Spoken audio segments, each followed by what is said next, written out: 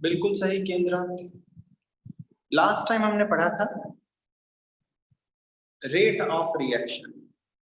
सरल भाषा में अगर इसकी व्याख्या की जाए तो रेट ऑफ रिएक्शन का मतलब होता है रिएक्शन की रफ्तार। रिएक्शन की रफ्तार मतलब रिएक्शन कितनी स्पीड से हो रहा है। अगर कोई बोले कि रिएक्शन कितनी स्पीड से हो रहा है, इसका मतलब क्या है, तो इसके दो मतलब है। रिएक्टेंट कितनी स्पीड से खत्म हो रहा है या प्रोडक्ट कितनी स्पीड से बन रहा है, दोनों का एक ही मतलब, रेट ऑफ रिएक्शन। लेकिन ध्यान देना, यहाँ पर एक बहुत ही जबरदस्त बात है कि रिएक्टेंट कितनी स्पीड से खत्म हो रहा है और प्रोडक्ट कितनी स्पीड से बन रहा है, क्या ये सेम होते हैं? क्या ये हमेशा सेम होते हैं? रिएक्टेंट कितनी स्पीड से खत्म हो रहा है और प्रोडक्ट कितनी स्पीड से बन रहा है, क्या ये हमेशा सेम होते हैं? बोलो बोलो बोलो।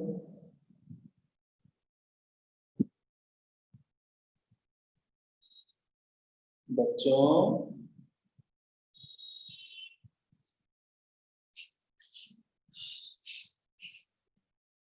बिल्कुल सही जवाब।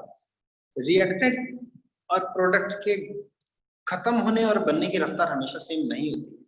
ये सिर्फ तभी सेम होती है जब उनके कोफिशिएंट सेम, मतलब कि 1 हो। कोफिशिएंट सेम हो, बेटर वर्ड है। कोफिशिएंट सेम हो तो ही उनके घटने और बढ़ने की रफ्तार सेम होती है। लेकिन जब उनके कोफिशिएंट डिफरेंट हो तो जरूरी नहीं है। लेकिन एक बात और, मान लो एक काल्पनिक रिएक्शन, इसमें 2 amount of A, 3 amount of B, C plus 4 time D. एक काल्पनिक रिएक्शन। यहां पर सोचने वाली बात है, क्या रेट ऑफ रिएक्शन ए के टर्म में रिप्रेजेंट अकेले, हाँ फिर से क्वेश्चन ढंग से याद आ गया, हम रेट ऑफ रिएक्शन को रिएक्टेंट के टर्म में भी रिप्रेजेंट कर सकते हैं और रेट ऑफ रिएक्शन को प्रोडक्ट के टर्म में भी रिप्रेजेंट कर सकते हैं। रेट ऑफ रिएक्शन को रिएक्टेंट के टर्म में भी रिप्रेजेंट कर सकते हैं और रेट ऑफ रिएक्शन को प्रोडक्ट के टर्म में भी रिप्रेजेंट कर सकते हैं। लेकिन रिएक्टेंट में तो दो चीजें हैं, ए एंड बी। तो रेट ऑफ रिएक्शन को हम ए के टर्म में रिप्रेजेंट करें या बी के टर्म में या फिर किसी के टर्म में भी रिप्रेजेंट कर सकते हैं? जवाब दो। हम रेट ऑफ रिएक्शन को ए के टर्म में रिप्रेजेंट करें या बी के टर्म में या फिर किसी के भी टर्म में रिप्रेजेंट कर सकते हैं? जवाब आया किसी के भी टर्म में रिप्रेजेंट कर सकते हैं। एग्जैक्ट सही जवाब। तो ए के टर्म में रेट ऑफ रिएक्शन क्या होगा? -1/2 dA/dt। बी के टर्म में रेट ऑफ रिएक्शन क्या होगा? -1/3 dB/dt। सी के टर्म में रेट ऑफ रिएक्शन क्या होगा? dC/dt। और डी के टर्म में रेट ऑफ रिएक्शन क्या होगा? dD/dt। Rate of reaction in चारों के टर्म में ये होगा। लेकिन सेम होगा या डिफरेंट होगा? सेम होगा या डिफरेंट होगा? जल्दी बताओ बच्चों, सेम होगा या डिफरेंट होगा?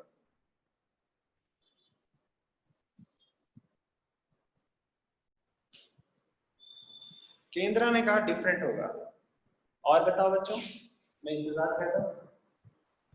रेट ऑफ रिएक्शन सेम होगा, केंद्रा ने कहा सेम होगा।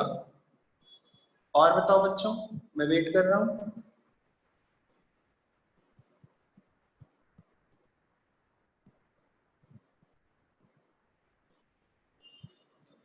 लगता है डेटा खत्म हो गया। इधर देखो, सेम होगा। रेट ऑफ रिएक्शन सेम होगा।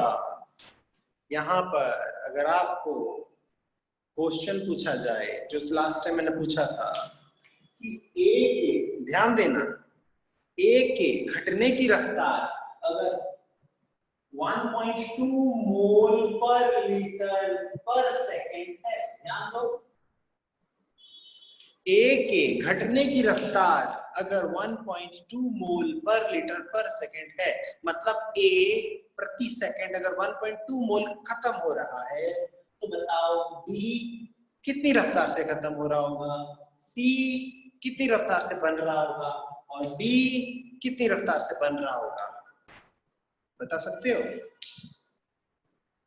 सेकंड्स का क्वेश्चन है, सेकंडों में आ जाएगा आंसर, सेकंडों में।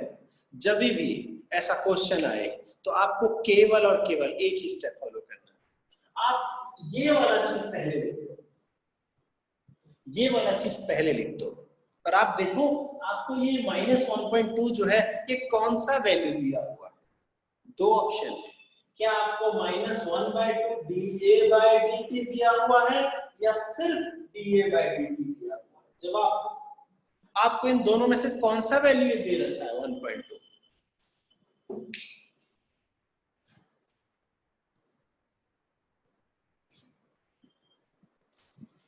-1/2 dA/dt दिया है या dA/dt? एक आंसर आ गया और आंसर का इंतजार है मुझे।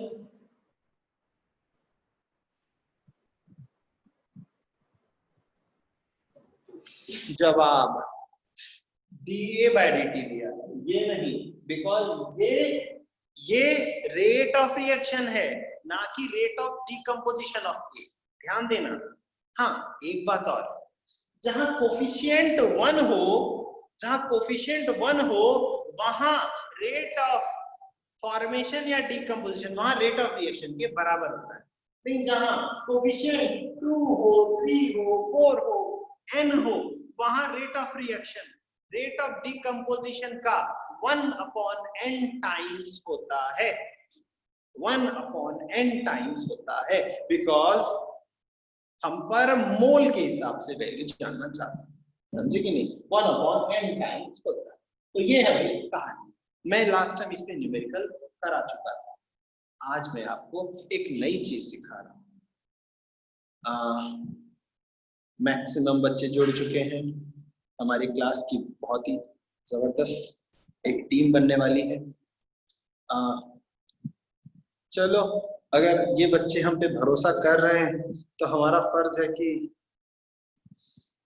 इनको इनके भरोसे को ना तोड़ा जाए। चलो, मैं अपनी बेस्ट दूंगा बच्चों। अब आगे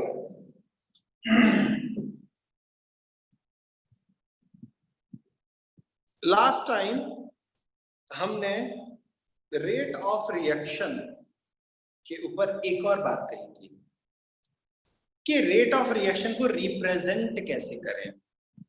ध्यान दो, रेट ऑफ रिएक्शन को रिप्रेजेंट कैसे करें? तो रेट ऑफ रिएक्शन को रिप्रेजेंट किया जाता है कि reactant to the power, reactant to the power their coefficient. मैं ये स्टेटमेंट पढ़ने जा रहा हूं।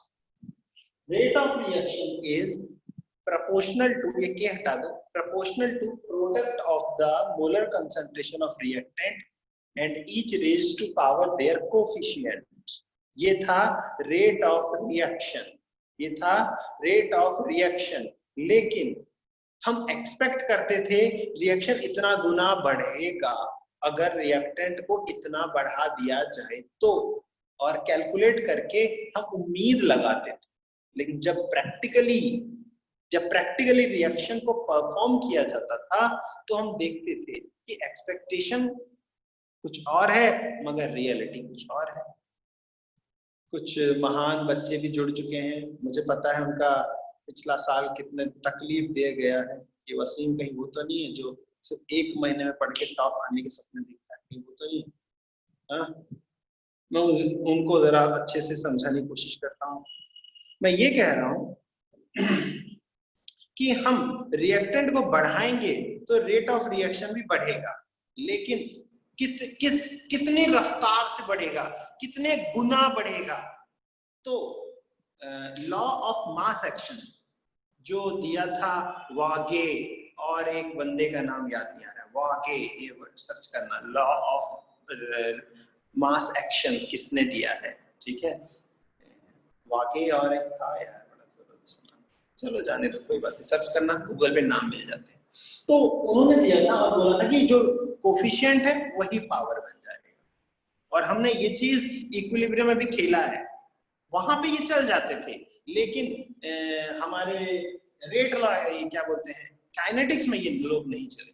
Goldberg, very good, Goldberg and Waage, ये दो साइंटिस्ट, तो इन्होंने ये नाम दिया था। लेकिन एक्सपेरिमेंटली देखा गया कि हमारे जो रिएक्शन है, रिएक्शन की रफ्तार है, वो इनके ऊपर डिपेंड नहीं है, इनके ऊपर डिपेंड नहीं है। कभी ये फॉलो करते थे तो कभी फॉलो नहीं करते थे। तो अगला सवाल है, किसको फॉलो करते थे? तो जवाब है, वो हर रिएक्शन के ऊपर अलग ही वैल्यू होता था। तो अब हम क्या करें, कोफिशिएंट को माने कि नहीं माने, क्योंकि कभी कभी कोफिशिएंट को भी फॉलो करते थे। तो एक काम करते हैं, कोफिशिएंट की बदले हम एक्स वाई ले लेते हैं। तो हमने एक्सपेरिमेंटली देखा गया, एक्स और वाई जो वैल्यू है, जैसे मैथमेटिक्स में हमें नहीं पता होता था वैल्यू क्या है, सॉल्व करके एक्स एंड वाई पता करते हैं, solve for X and solve for Y. तो किसी भी रिएक्शन का असली पावर क्या है, क्या उसका कोफिशिएंट है? नहीं, कुछ भी हो सकता है। तो ये पता करने के लिए आपको एक्सपेरिमेंट करना पड़ेगा। तो इसका मतलब एक्स और वाई को ही बोला गया order of reaction. Order of reaction, order of reaction का डेफिनेशन भी है, ध्यान देना, ऑर्डर ऑफ रिएक्शन का डेफिनेशन भी है। अगर पूछे what is order of reaction, अभी हाल ही में शायद आपके सबके नोटिस आ गया होगा, क्या बोलते हैं, व्हाट्सएप ग्रुप में स्कूल वाली, कि कई सारे सिलेबस, हर चैप्टर में से 30% सिलेबस कम हो गया है। आएगा, अगर नहीं आया तो खुशी की बात है, लेकिन सीबीएसई में नीट का नहीं, हाँ आ गया, क्या बात है, सीबीएसई में, अच्छा जेके बोस में भी आएगा, नीट का नहीं, नीट में सब आएगा। इसीलिए ये मत बोलना देव सर थोड़ा सा कम पढ़ा दो, क्योंकि ना ना ना सब पढ़ाना पड़ेगा। तो ये मैं कह रहा हूँ, ऑर्डर ऑफ रिएक्शन मतलब रिएक्शन किसकी कमांड को मानता है, उसे बोला गया order of reaction, X and Y.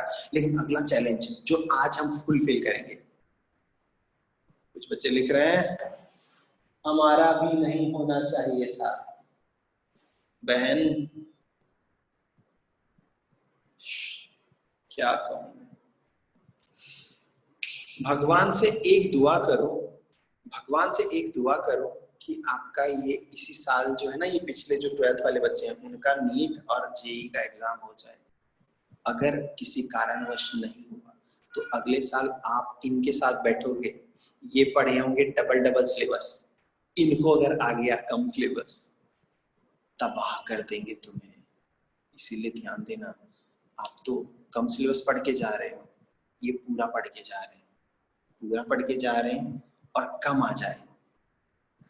आए किसी ने दुआ कर भी दिया, हमारे होने चाहिए। ओ चीटिंग चीटिंग नहीं, आपदा को अवसर में बदलेंगे ये लोग, अगर अगले साल हो गया तो किस्मत देखेंगे। अब तो ये दुआ करेंगे, अब तो ये दुआ करेंगे कि इनका एग्जाम इस साल ना हो, क्योंकि अगले साल अगर आएगा तो 30% कम आएगा, वो टॉपिक जो इनको भी नहीं आता है। याद रखना, कंपटीशन भयंकर होगा। और हाँ, इससे भी बड़े भयंकर क्या है पता है, जो इस साल जिन्होंने पिछले साल से ड्रॉप किया हुआ है, उन्होंने 11th भी एक साल पढ़ा, 12th भी एक साल पढ़ा, और अभी ब्रेक क्या बोलते हैं, ड्रॉप करके एक साल पढ़ा, सॉरी गलत जा रहा हूं मैं, 11th एक साल पढ़ा, 12th एक साल पढ़ा, ड्रॉप करके एक साल पढ़ा, और अभी लॉकडाउन का एक साल पढ़ेंगे, और 4 साल पढ़ के 30% कम आ जाएगा सिलेबस, तुम लोग नहीं बचोगे। इसलिए भगवान से दुआ करो कि इस साल वो। आगे बढ़ते हैं बच्चों, solve for X and Y, आज का हमारा ये लक्ष्य है, how to find the order of reaction. How to find the order of reaction. पहले चैलेंज दिमाग में बिठा लो। मैं फिर से शॉर्टकट में बता रहा हूँ, क्योंकि देखो अभी कुछ बच्चे आए थे फिर चले गए। मोमबत्ती, क्या ये लोग केक और बर्थडे मनाते नहीं, ये लोग फूकने गए होंगे मोमबत्ती और केक काटने वाले।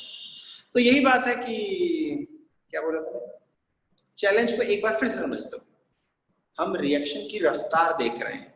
देखा रिएक्शन की रफ्तार, कंसंट्रेशन के पावर, हमें पता नहीं चल रहा क्या है। Reaction rate of reaction formula ये है, सब कुछ सेम, सब कुछ ठीक ठाक चल रहा है, मगर एक पावर क्या है हमें नहीं पता, जिसको रिएक्शन फॉलो करता है। लेकिन एक्स और वाई को पता कैसे करें, ये हमारा चैलेंज। इसको पता करने के बाद एक चीज सिखाऊंगा मैं नया, क्या है, how to find the order of reaction. How to find the order of reaction, ठीक है। How to find the order of reaction.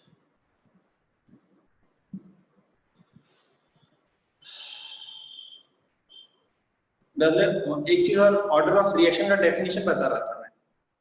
Order of reaction का मतलब होता है sum of the power of reaction. Definition order of reaction होता है the sum of the power of concentration term in rate law expression. The sum of the power of concentration terms in rate law expression is called order of reaction. हो सकता है आपके दिमाग में एक सवाल आया, सर ये रेट लॉ एक्सप्रेशन क्या है? ये क्या धोखा हो रहा है मेरे साथ?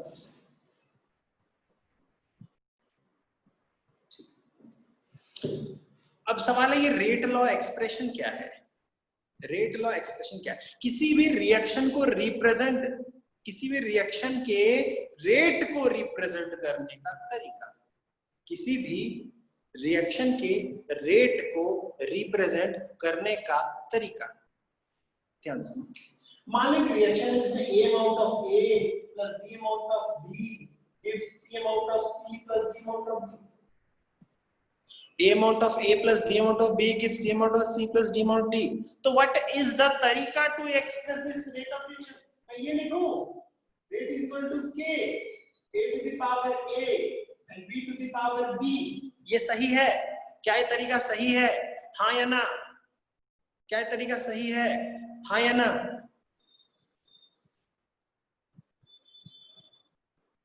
जल्दी जवाब दो, आगे बढ़ना है मुझे। क्या ये तरीका सही है, हाँ या ना? एक रिएक्शन लिखा मैंने, शायद नहीं, एक जवाब आया शायद नहीं। बहन ये तरीका गलत है, क्योंकि कोफिशिएंट पावर नहीं बन सकता। सुन लो अच्छे से, कोफिशिएंट पावर नहीं बन सकता, और जिसमें कोफिशिएंट पावर हो, ये लॉ ऑफ मास एक्शन है। ये लॉ ऑफ मास एक्शन है, जिसमें कोफिशिएंट पावर बने, वो लॉ ऑफ मास एक्शन है। लेकिन रेट लॉ एक्सप्रेशन क्या है? Rate is equal to K, A to the power X, B to the power Y. What is rate law expression? The expression for the rate of reaction which obtain experimentally. इसे कैसे हासिल किया, कोई बताओ? इसे हासिल किया, इधर रुक जाओ। The expression for rate of reaction which obtain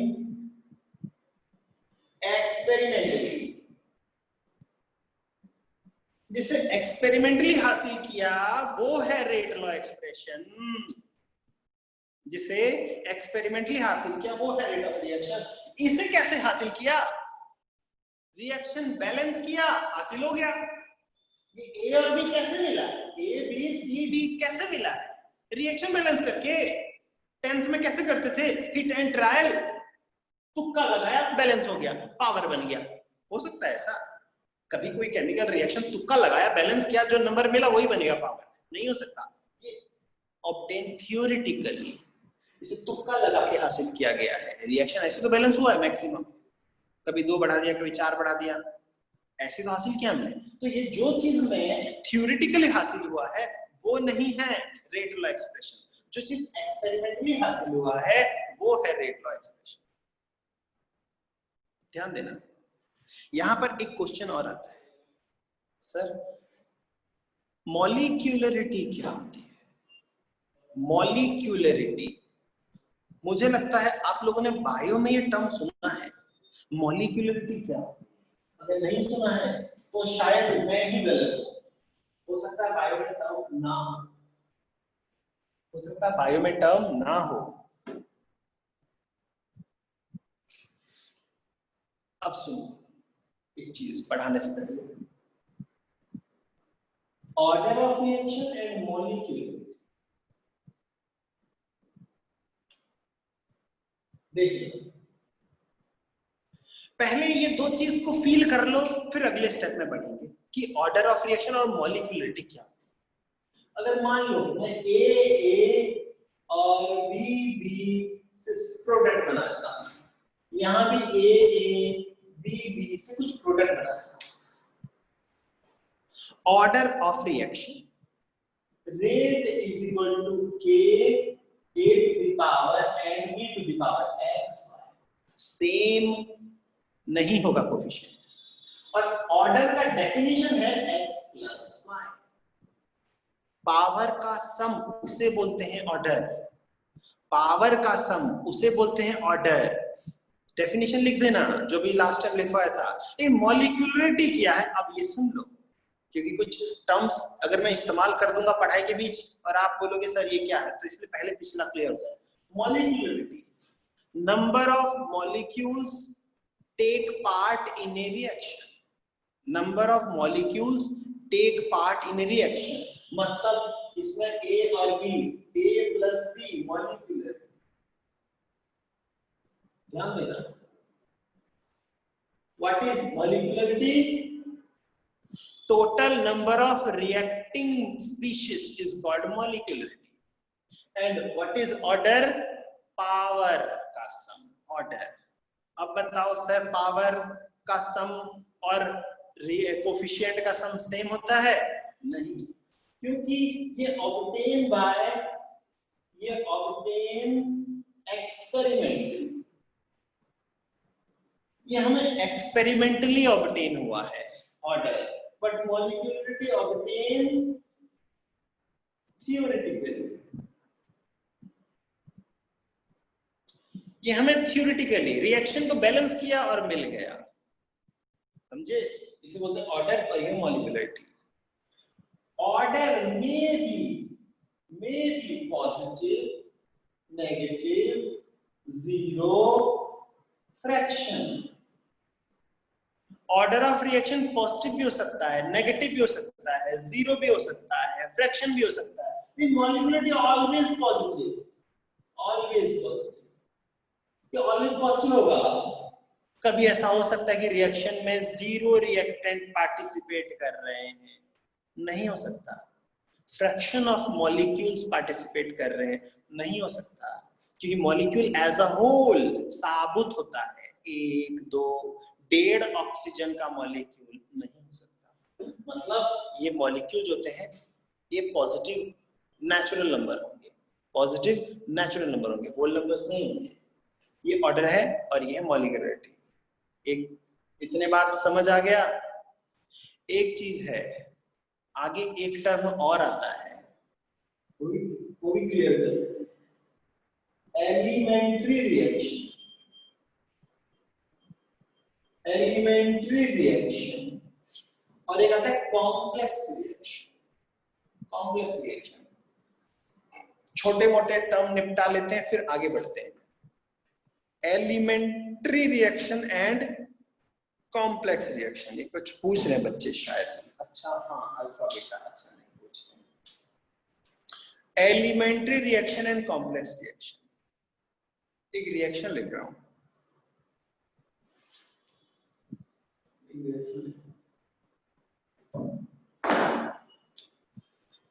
CO2 plus H2O gives C6H12O6 plus 6O2। ये रिएक्शन कंप्लीट है या इनकम्प्लीट है? ये रिएक्शन क्या अपने आप में सफिशिएंट है, हाँ या नहीं? मैं बैलेंस करने की बात कर ही नहीं रहा हूं, मैं पूछ रहा हूं ये रिएक्शन अपने आप में सफिशिएंट है या नहीं? जवाब दो। ये रिएक्शन इतनी इंफॉर्मेशन काफी है, ये रिएक्शन अगर किसी को समझाना है, अगर मान लो आप ये रिएक्शन किसी को समझाना चाहते हो तो क्या इतना रिएक्शन काफी है, हाँ या ना?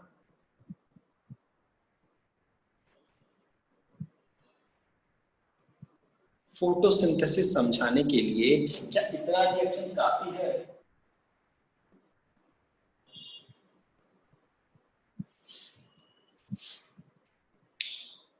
क्यों काफी नहीं है?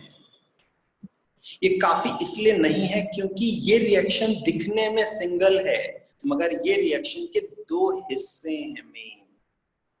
एकदम से carbon oxygen carbon dioxide water नाच रहे हैं, कूद रहे हैं और ग्लूकोज बन गया, ऐसा नहीं है। इसके दो हिस्से हैं, grana, thylakoid, stroma. Light reaction, dark reaction. Light में 3 स्टेप, एटीपी फॉर्मेशन, फोटोफॉस्फोराइलेशन, उसके भी अलग से नाच कूद हैं। NADP को रिड्यूस करना, पहले पानी का टूटना जरूरी है, पानी से H पॉजिटिव रिलीज होना जरूरी है, उस H पॉजिटिव का NADP में जुड़ना जरूरी है, उसका रिड्यूस होना जरूरी है, उसके भी अपन अलग अलग नखरे हैं। उसके बाद एक चीज भूल रहा हूं, फॉर्मेशन ऑफ ATP, हाँ तीनों हो गया।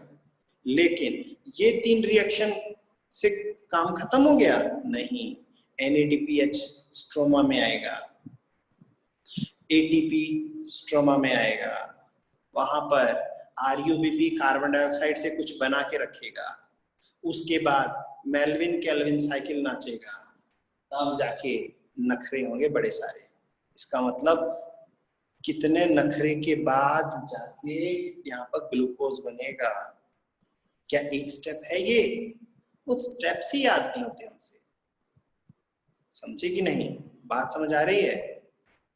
तो ये रिएक्शन को बोलो complex reaction, the reaction which complete in more than 1 or 2 steps।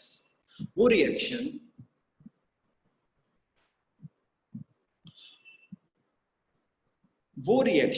जो कई सारे स्टेप्स में खत्म होती है उसको बोलते हैं कॉम्प्लेक्स रिएक्शन। लेकिन जो रिएक्शन एक ही स्टेप में खत्म हो जाए उससे बोलते हैं elementary reaction. The reaction which complete in single step is called elementary reaction। अब बोलो सर आप मुझे एलिमेंट्री रिएक्शन का एग्जांपल दो। आपको पता है फोटोसिंथेसिस बनने के लिए कितने सारे स्टेप्स लिखे थे? वो हर एक स्टेप अपने आप में एलिमेंट्री रिएक्शन था, हर एक सिंगल स्टेप रिएक्शन थे कि नहीं? तो every single step reaction is called elementary reaction, लेकिन the total sum of the all single step reaction is called complex reaction। इसके ऊपर एक अलग क्लास है जिसको बोलते हैं रिएक्शन मैकेनिज्म। रिएक्शन का मैकेनिज्म भी हम पढ़ाएंगे इसमें, लेकिन वो इनऑर्गेनिक वाला मैकेनिज्म है, ऑर्गेनिक वाला नहीं, समझे? तो ये वाली बात है।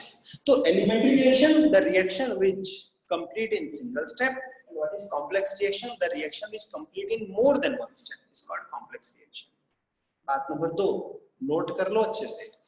In elementary reaction only, ध्यान देना सीरियस बात है, only in elementary reaction order molecularity के बराबर होता है, वरना नहीं। ये है सीक्रेट बात कि ऑर्डर मॉलिक्यूलरिटी के बराबर क्या कभी हो सकता है? हाँ, केवल एक ही कंडीशन में, एलिमेंट्री रिएक्शन में होता है। नोट करना है तो करो, अगला मैं अपना मकसद पढ़ाने जा रहा हूं, जो आज मुझे एक्चुअली में पढ़ाना चाहिए था, कि मैंने कुछ एक्स्ट्रा बता दिया। हमारा मकसद है how to find the order of reaction, how to find the order of reaction, how to find the order of reaction, यानी कि वो एक्स वाई कैसे पता करें, ये है हमारा चैलेंज।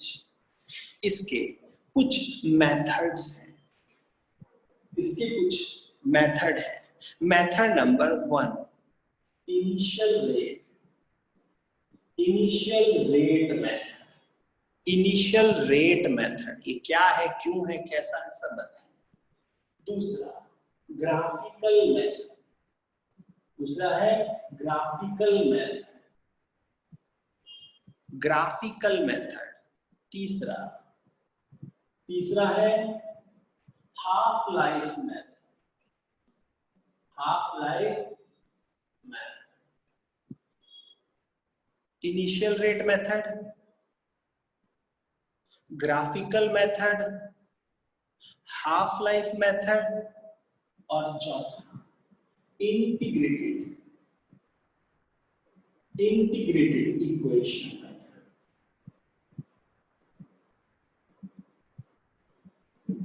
बुक में ये मेथड आगे पीछे हो सकते हैं, घबराना मत। मेथड तो 4 है, हो सकता है आपको कोई और मेथड मिल जाए, आपका स्वागत है, मुझे भी याद दिला देना, मैं भी आपको पढ़ा दूंगा, ठीक है। तो रेट ऑफ रिएक्शन पता करने के, ऑर्डर ऑफ रिएक्शन पता करने के, ये 4 method, initial rate, graphical, half life और इंटीग्रेटेड इक्वेशन मेथड। मैं सबसे पहले इनिशियल रेट मेथड बताने जा रहा हूं। पहले समझाऊंगा, फिर आपको एक क्वेश्चन दूंगा। भले आज हम एक क्वेश्चन भी कर पाए तो याद रखना आपको पूरा आ जाएगा, बिकॉज एक क्वेश्चन ही सफिशिएंट है इस मेथड को समझाने के लिए। क्या आप सब लोग तैयार? मुझे जवाब में रेडी लिख के संबोधित करो। क्या आप सब तैयार हो? वेरी गुड, एक बच्चा रेडी है। ओह, चलो बच्चों, बस बस बस। ए वसीम, तू कहीं वो वसीम है, कोई नया वसीम है? जरा जवाब तो देना, मुंह में क्या जबान नहीं तेरे?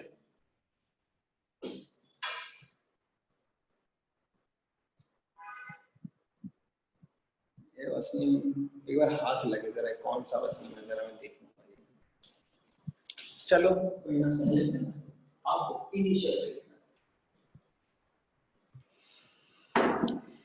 मैं आपको एक काल्पनिक रिएक्शन दे, मान लो ए और बी नामक रिएक्टेंट है जो प्रोडक्ट बनते हैं।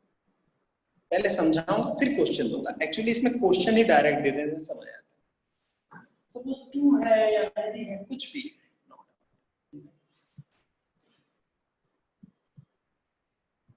क्या पहले ग्राफिकल बताना चाहिए?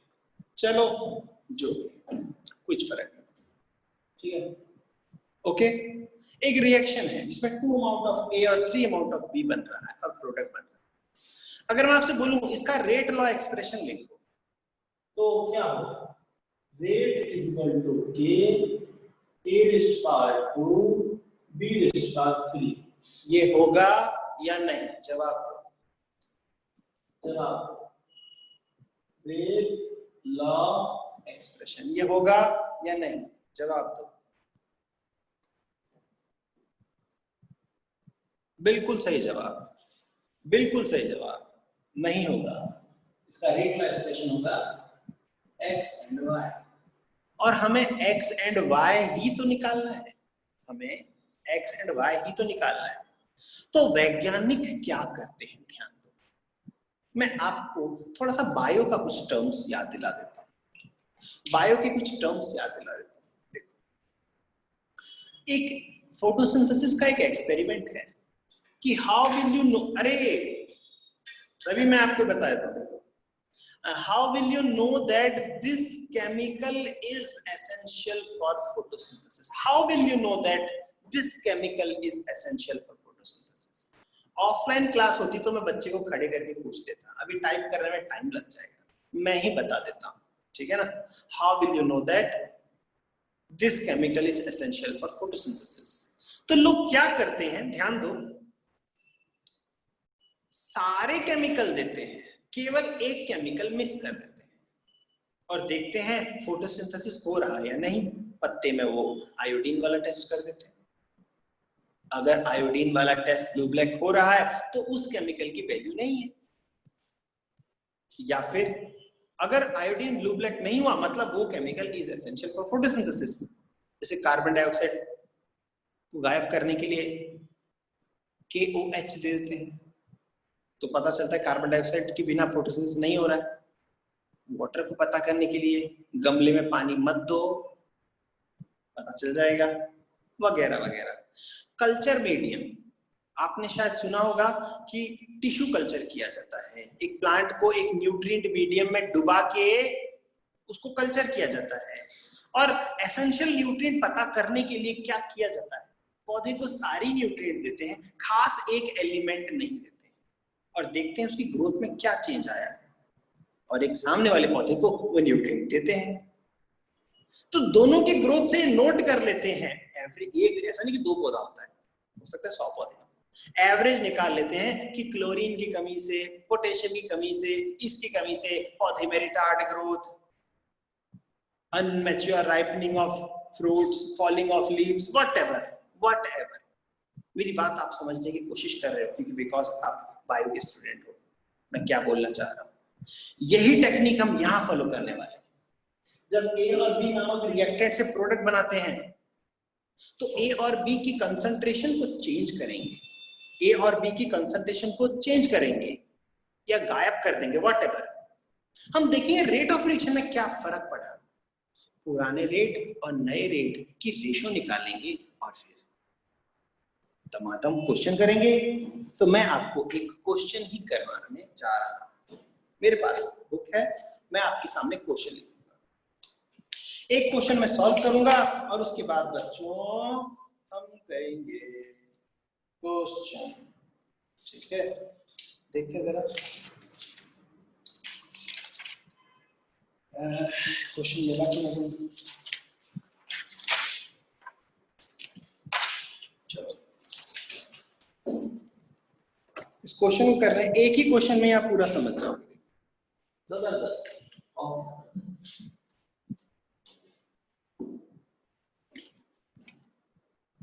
In a reaction between A and B,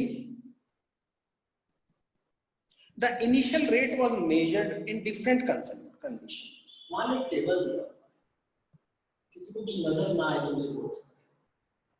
एक टेबल दिया, ठीक है, 1 2 3, ठीक है, हाँ मस्त। A plus B gives product, हो सकता है यहाँ पे A and B। तो rate of reaction is equal to K, A to the power X and B to the power Y। बच्चों, प्यारे बच्चों, दिख रहा है सब कुछ साफ साफ? देखो इधर, रेट ऑफ रिएक्शन, एक रिएक्शन है जिसमें A और B नामक रिएक्टेंट प्रोडक्ट बना रहे हैं। तो साइंटिस्ट लोगों ने पहले क्या किया, ध्यान दो, पहले क्या किया, A की मात्रा को 0.2 रखा और B की मात्रा को 0.3 रखा। A की मात्रा को 0.2 रखा और B की मात्रा को 0.3 रखा। उन्होंने देखा रिएक्शन की रफ्तार क्या है। उन्होंने देखा रिएक्शन हो रहा है 5.07 into 10 to the power -5। इसी रेट से रिएक्शन हो रहा है, इसी रेट से रिएक्शन हो रहा है। साइंटिस्टों ने क्या देखा, अगर A को 0.2 मोल कर दिया जाए पर लीटर, B को 0.3 मोल कर दिया जाए पर लीटर, तो रिएक्शन हो रहा है इतने की रफ्तार से, ठीक है। तो वो एक रीडिंग हो गया, एक रीडिंग ये रहा। रीडिंग नंबर 2, A को साइंटिस्ट ने रखा 0.2, इस बार B को चेंज किया 0.1। दिख रहा है कुछ समझ आ रहा है? रेट ऑफ रिएक्शन देखते हैं क्या होता है। रेट ऑफ रिएक्शन देखा 5.07 into 10 to the power -5। मेरा दिल कहता है कि आप लोगों ने कुछ समझ लिया होगा। देखो बच्चों, A को 0.2 रखा और B को 0.3, तो रेट ऑफ रिएक्शन 5.07 × 10⁻⁵ है। और सेकंड केस में A को चेंज नहीं किया, B को चेंज कर दिया, तो क्या रेट ऑफ रिएक्शन चेंज नहीं होना चाहिए? होना चाहिए, लेकिन क्या देखा चेंज नहीं हो रहा है, तो क्या हम B की पावर, फर्क नहीं पड़ रहा है, तो B की पावर क्या माननी चाहिए? देखते कुछ बच्चों का आंसर आ गया होगा इस बार। बिल्कुल सही केंद्र, एक्सीलेंट, लेकिन मैं अभी सॉल्व करके बताऊं। इस बार क्या क्या A को चेंज किया, A को चेंज किया, B को चेंज नहीं। अरे वाह, B को भी चेंज कर दिया, क्या बात है, B को चेंज कर दिया। रुक जाओ, B को चेंज नहीं किया मान लीजिए, लो B को चेंज नहीं किया, ठीक है। अरे ये दोनों सेम हो जाता है भाई, चलो एक काम करते हैं, हाँ ठीक तो है, सही तो कर रहा हूं। तो रेट ऑफ रिएक्शन क्या हो गया देखो, 1.43 into 10⁻⁻⁴, 1.43 into 10⁻⁻⁴, ये करता हूं, क्या फर्क पड़ेगा, सही है, कोई फर्क नहीं पड़ेगा। अब आपके दिमाग में इनिशियल रेट मेथड थोड़ा सा आएगा, ध्यान दो। रीडिंग नंबर 1 A और B का कंसिडरेशन, तो रीडिंग नंबर 2, रीडिंग नंबर 3। बच्चों आपको लग रहा होगा कि सर आप इतने सुस्ती में क्यों पढ़ा रहे हो, बिकॉज ये टॉपिक केवल एक ही क्वेश्चन पर निर्भर करता है, और आप अगर एक ही क्वेश्चन को फोकस करोगे तो हो जाएगा। अब देखो, मैं इक्वेशन में वैल्यू पुट करने जा रहा हूं, वो भी आना चाहिए। इक्वेशन ये रहा, इक्वेशन ये रहा, rate is equal to K A B X Y।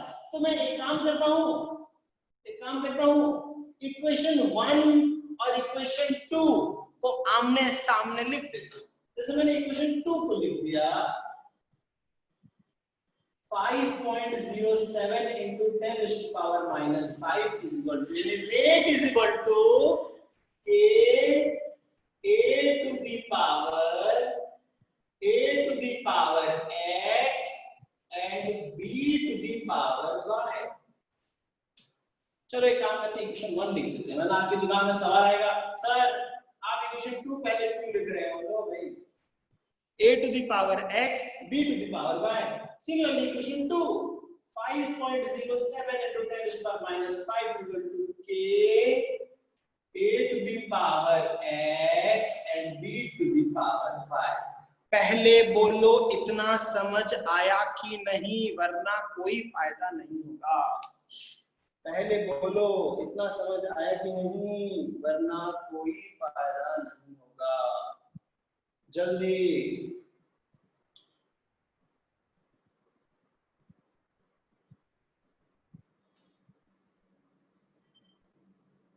पहले बोलो, हाँ या ना। ये 2G का खेलना अजीब लगता है। चलिए एक काम करो, दोनों इक्वेशन को डिवाइड कर दो, दोनों इक्वेशन को डिवाइड कर दो, ये पूरा कैंसिल, 1 के से भी कैंसिल, ये पूरा इससे कैंसिल है, तो 0.3 by 0.1 मतलब 3 to the power 1। यहां एक अजीब सा मैथमेटिक्स इस्तेमाल होगा, शायद 10th में किया होगा। 5 सेकंड का वक्त है, क्या लिखो यहाँ पे, 5 4 3 2 1 0। नोट है, किसी की भी पावर 0 वो 1 ही होता है, किसी की भी पावर 0 हो वो 1 ही होता है। तो मैं 3 की पावर 0 क्यों ना करूं, जिससे बेस सेम हो जाए। y is equal to 0, क्या आया, y is equal आया, y is equal to 0, हाँ या ना, समझ आया कि नहीं, y is equal to 0। अब मैं x पता करने जा रहा हूं, अब मैं x पता करने जा रहा हूं। अब एक काम करता हूं, मैं ऐसे दो इक्वल, ध्यान दो यहां पे एक सीक्रेट बात था, जब मुझे y पता करना था, जब मुझे y पता करना था तो मैंने x को सेम रखा, अब जब मुझे x पता करना है तो ऐसे इक्वेशन लूंगा जिसमें y सेम हो, ऐसा इक्वेशन लूंगा जिसमें y सेम हो। मैं इसे मिटा रहा हूं, आप चाहो तो स्क्रीनशॉट ले सकते हो। 5 4 3 2 1 0। अब मैं ऐसा इक्वेशन लूंगा इसमें हमारा b सेम, जैसे ये वाला और ये वाला इक्वेशन। तो इक्वेशन थर्ड को लिखो, 1.43 into 10 raised to power minus 4 is equal to rate is equal to k a to the power x and b to the power y. Similarly, equation number 1, 5.07 into 10 raised to power minus 5 is equal to k a to the power x and b to the power y. तो क्या मैं यहाँ cancel करूं, divide? खुशी से divide करूंगा, लेकिन ये डिवाइड मत कर देना, ये डिवाइड हो रहा है, k कट गया, हमारा ये भी कट गया।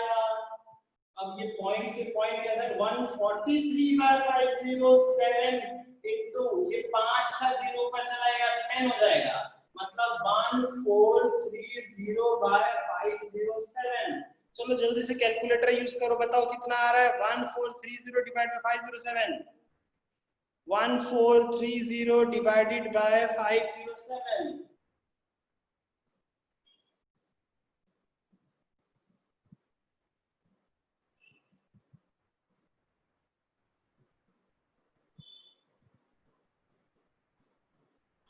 जल्दी करो भाई।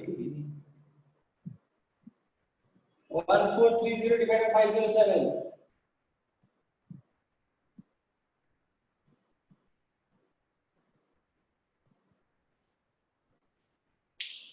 लगता है कल करोगे।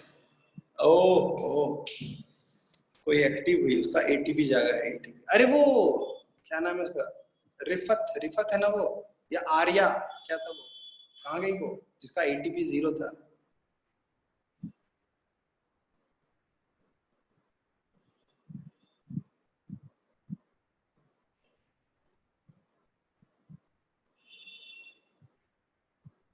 टू 2.82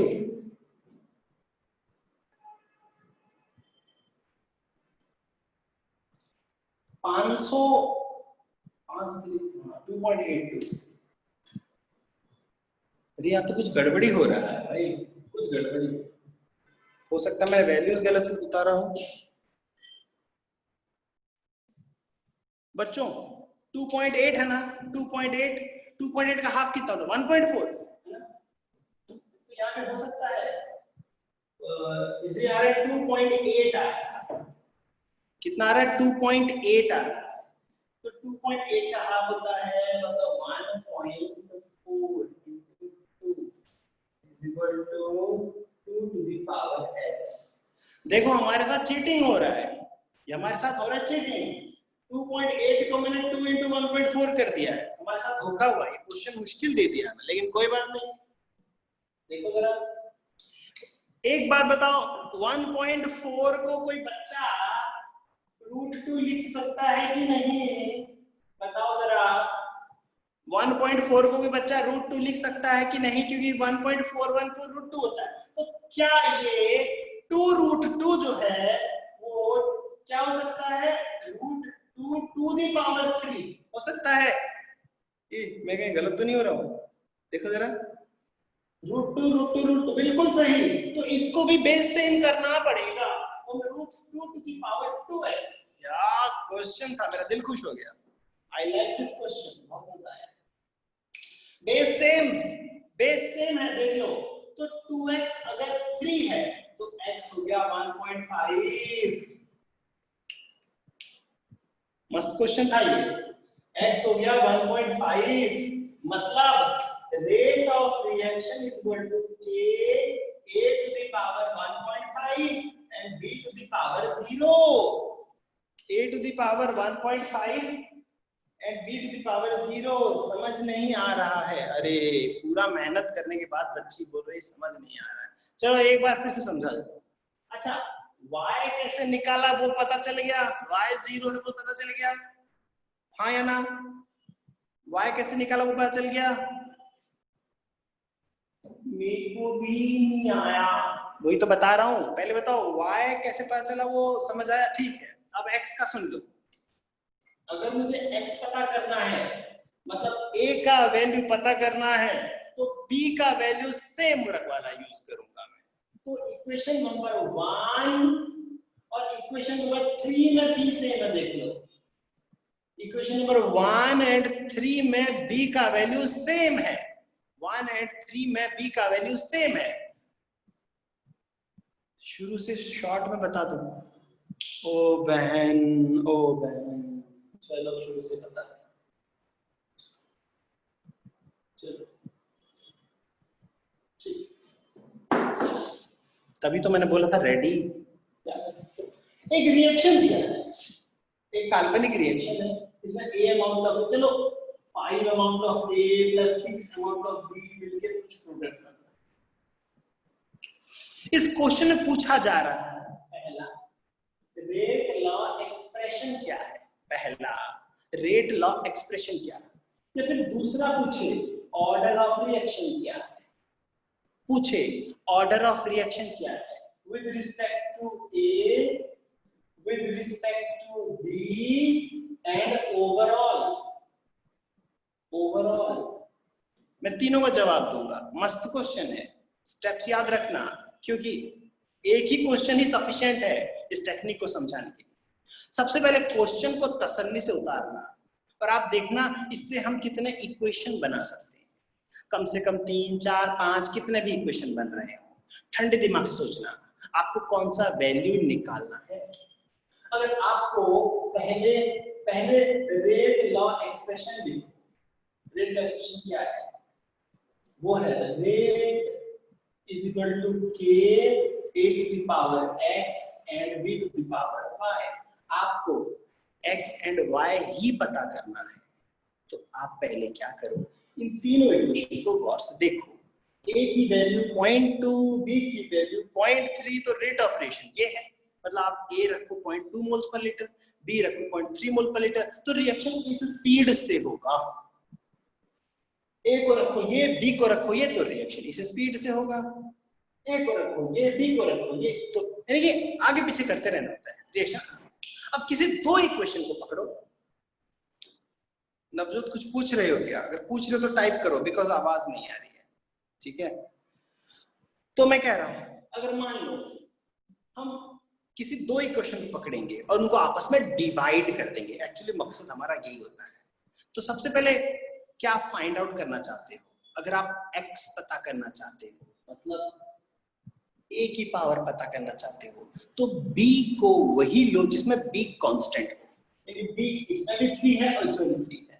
इसलिए लेते हैं क्योंकि डिवाइड होने पे वो कैंसिल हो जाएंगे और एक ही रह जाएगा।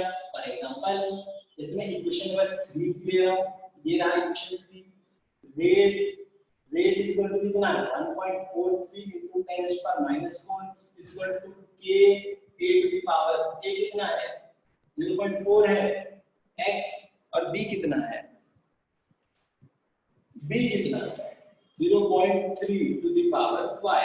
Similarly, equation 1 5.07 into 10 to the power -5 is equal to k 0.2 to the power x और 0.3 to the power y। मैंने इक्वेशन 1 एंड 3 को आपस में डिवाइड क्यों कर रहा हूं? क्योंकि मुझे पता है इसमें से एक चीज कॉमन है, कैंसिल हो जाएगा, यानी कि ये और ये कैंसिल हो जाएगा। एक ही अननोन रह गया, x ही तो अननोन रह गया, वही तो पता करना है। इसको आपस में डिवाइड कर दो। अभी हमने बताया इसका वैल्यू 2.8 आया, ठीक है ना? 2.8 आया, k से k कैंसिल, 0.4 का 0.2 टू द पावर x आया, फिर से 2 टू द पावर x आया, क्योंकि मैंने कैंसिल कर दिया। 2.8 को लिखा मैंने 2 into 1.4, 2.8 को लिखा मैंने 2 into 1.4। सुन लो, यही सबसे इंपॉर्टेंट था। और 1.4 तो √2 का वैल्यू होता है, तो मैंने इसको भी 2 के फॉर्म में लिखा, तो 2 इंटू रूट 2 हो गया, 2 into two the power x, ये है 2 इंटू रूट 2, तो इसको भी तो लिखो, रूट 2 इंटू रूट 2 भी तो लिख सकते हैं, इसको भी लिख दो, रूट 2 इंटू रूट 2, क्या फर्क पड़ता है x। यहां तक समझ आया कि नहीं?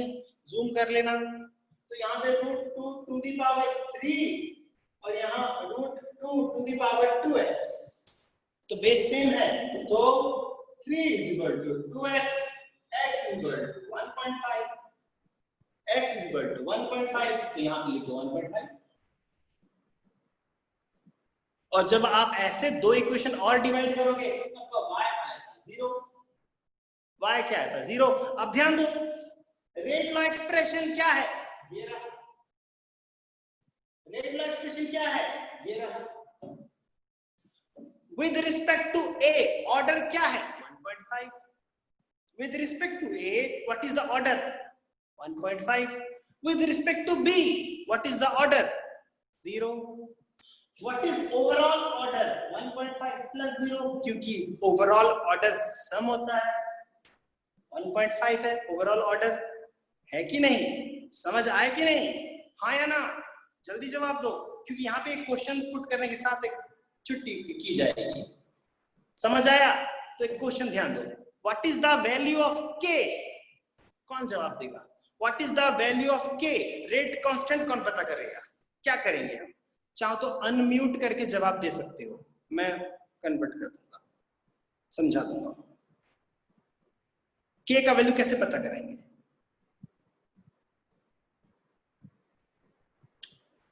बहुत टाइम लगा रहे हो बच्चों, बोल तो नहीं आता, मैं बताता हूं।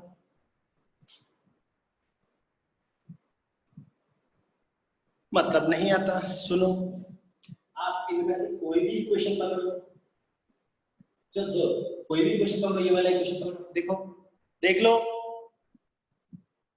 a है 0.2, यहां लिख दो 0.2, b है 0.3, यहां लिख दो 0.3, पावर आपको पता है, हाँ पता है, रेट आपको पता है, हाँ पता है, के ही तो नहीं पता, पता कर लो, है कि नहीं?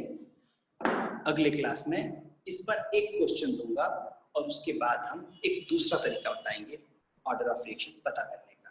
आज की सभा यहीं पे समाप्त है, आप घर में ट्राई करना, याद रखना, आपको कोई डाउट है तो मेरा ये नंबर है, पूछ लेना, कोई डाउट है तो पूछ लेना, नंबर दे रहा हूँ व्हाट्सएप,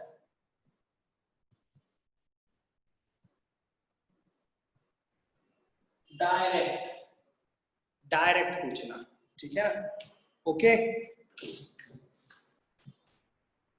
थैंक यू बच्चों, थैंक यू।